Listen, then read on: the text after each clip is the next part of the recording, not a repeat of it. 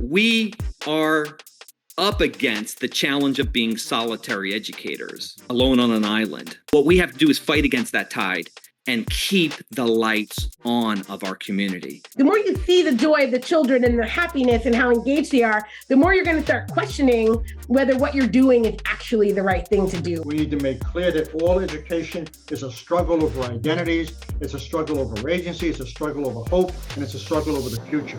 So don't give up hope. Fight as hard as you can. Showing them that we understand them, that we're on the same level, like getting to know them better, them getting to know us. We're kind of on the same eye level. Like, yeah, they understand me. Conflict is a day-to-day reality. What we're trying to do is we're trying to not let every conflict be the reason for relationships to shatter. Needs should be addressed in restorative justice, and offenders should be encouraged to take responsibility so that harm can be repaired. And all the familiar things you see about mathematics in terms of balance and hanger tree diagrams, that's all there. But what has never been there before was the narrative. It's so critical that we don't lose the ethos and the soul of the movement.